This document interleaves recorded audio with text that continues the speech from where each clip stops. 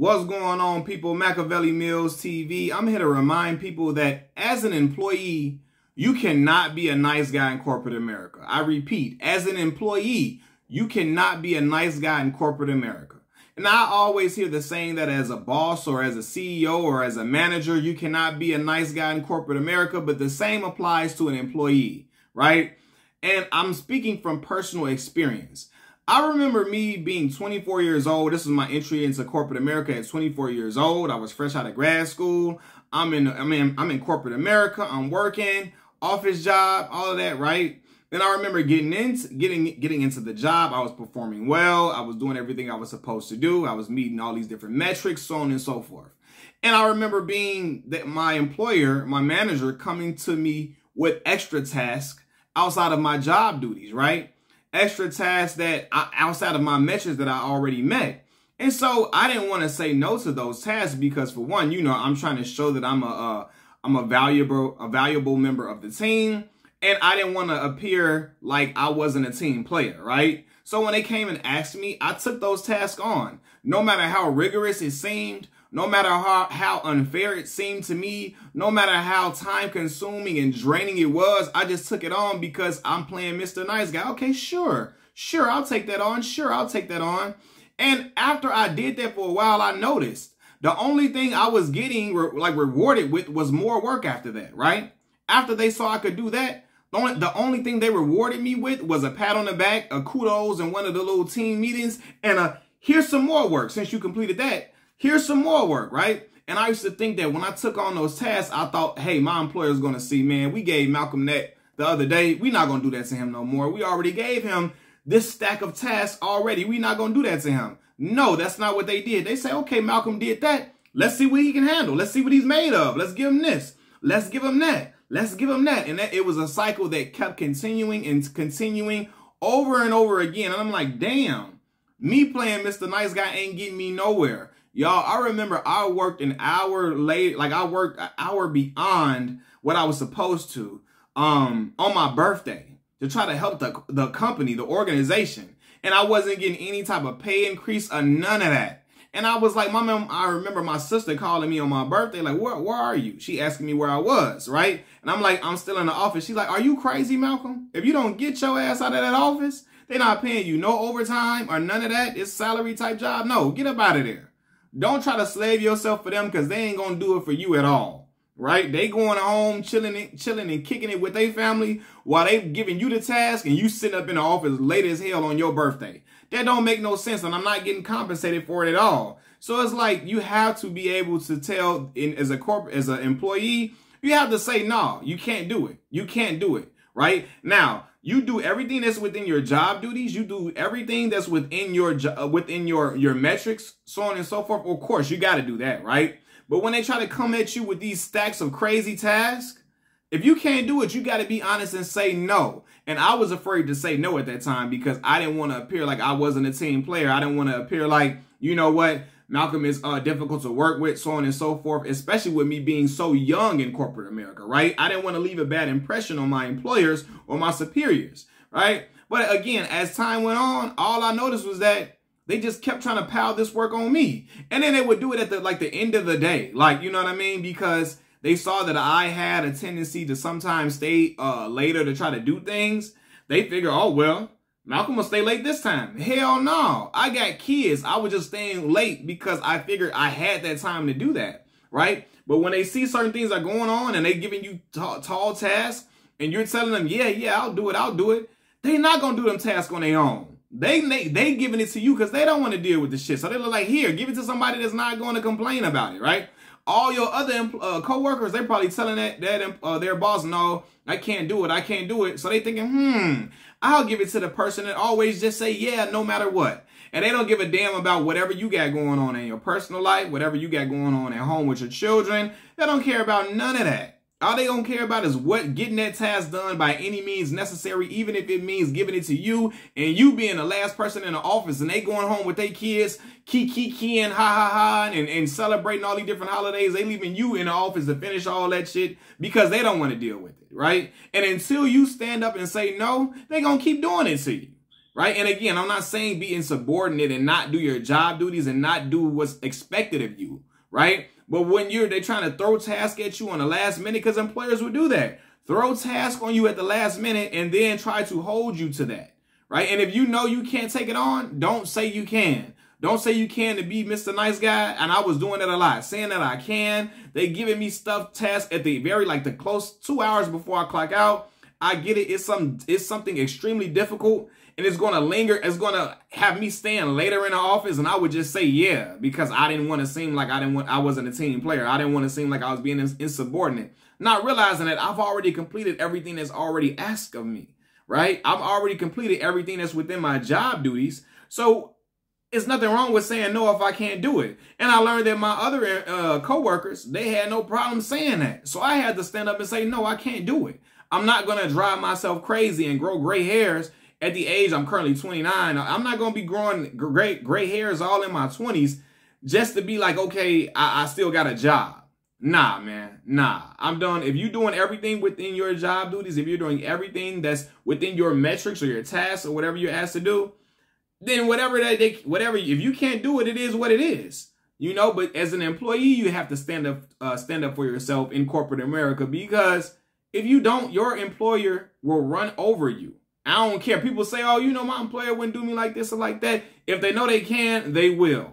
I promise you that. I've worked jobs in corporate America where they try to put a whole bunch of stuff, extra stuff into your job duties that wasn't in your job duties when you first started the job. They try to put all these extra duties in there without compensating you for it, right? Without paying you for it. Just throw more job duties on you without trying to increase your pay. And that's completely unfair.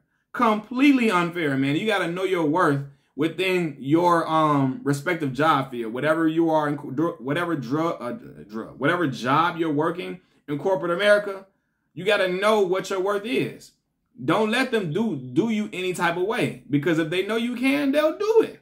They will do it with the quickness, man. I've been giving stuff at the end of the day. Like I said, my employer, hey, Malcolm, can you do this? Can you do that? And I'm like, sure, right? And they know it's crazy, and I'm looking at it, and I know it's crazy as hell, but I don't want to tell them no. And they know Malcolm's not going to tell me no. He doesn't want to tell me no. So they're going to throw it at you, right? They're not going to be considerate and say, oh, you know what?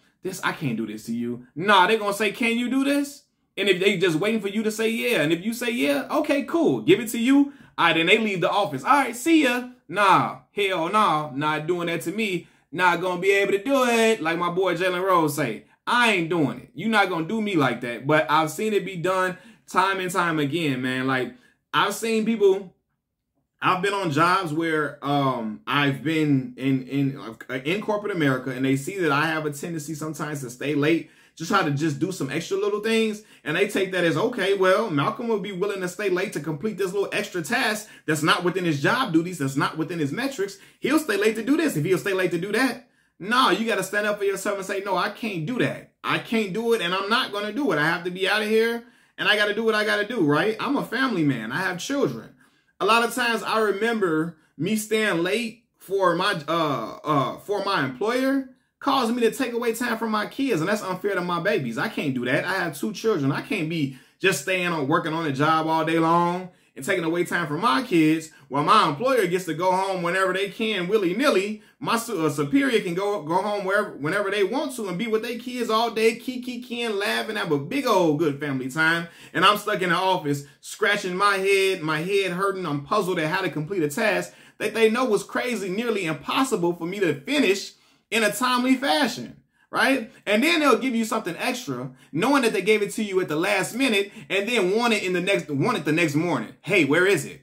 Fam, you know you just gave me this shit at the end of the day. How am I going to have it that early? You know you gave it to me at the very last minute. You dropped this bomb on me at the last minute that you could, and now you're expecting it to be on your desk or in your email bright and early in the morning. Hell no, it's not going to work like that, right? They give you a task that they know is too tall for you to handle at the last minute or whatever, and then expect it from you immediately. That's why I no longer take on tasks I know I cannot complete. If I know I can't do it and it's outside of my job duties and outside of my metrics, I say no now. And I do it without any remorse, because you're not going to put all this pressure on me, have me out here stressed out of my mind, all of that. You're not going to have me like that. You're not going to do that to me while you get to go home and kick your feet up, right? Because a lot of times your employer, it may be something that your employer is asked to do, your superior.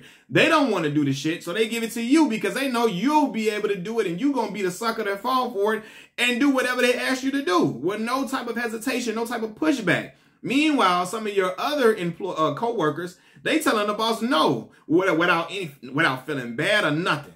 So I looked at that, I'm like, oh no, I'm not doing that. Also, when you go into these jobs, you can't be a nice person in this manner. When you're first getting a job, when you're in a job interview and they're asking you what salary you want, shoot high. Don't undersell yourself. Shoot for the highest thing that you can go. You know what I mean? Shoot high. Shoot for what you want, for sure. And the only thing they can do is negotiate. The only thing they can do is tell you no and try to negotiate down. I promise y'all, a lot of us that come out of school, I can't speak for everybody, but I know a lot of kids that are fresh coming out of school, we try to take the humble route. I'm not going to try to hit them up, stick them up too bad. You can just give me 40,000 when you really want 65,000. Don't tell them 40,000 because they're going to give you that 40,000 and say, oh shit, all they want is 40,000. All right, cool. Here you go. They're not going to say, hey man, we can pay you more. You deserve more than that. You deserve that. Excuse me. They're not going to tell you deserve more. They're not going to tell you, hey man, you know what? I'm going to increase that, man. It's not fair to you. You need to be making more money. They're not going to say that to you. Whatever you say, if you try to lowball yourself, they're going to be like, all right, cool. All right, that's cool. We give you this little measly 40,000 and go on about our way. You took that 40,000, you seeing everybody at the job making more than you, and you like, damn, it's because you sold yourself short and undersold yourself. My sister, the one that taught me that, nah, don't never try to undersell yourself because you're trying to be a humble person and you just want a job so bad, because they will use that against you. Like, damn, this person want a job that bad? All right, cool. They'll abuse you. They'll work you to death. They will work you to death if they know you're willing to because you want that job that bad. And they know some people, like in particular black folks, they know a lot of black folks, they feel or think a lot of black folks just want a job so bad that we'll do anything and we'll accept anything just because we want a job. Hell no, we won't go. I ain't going for that. Nah, not gonna do that to me. So you supposed to shoot high and then let them work them. If they want to negotiate down, cool. But never undersell yourself. Never sell yourself short. Because I almost did that to myself. And I'm glad my sister was there. Like, I'm on the phone. And she like, no. Tell them you want this. And see what they can do. We could see what they work with that. And I got close to what I wanted.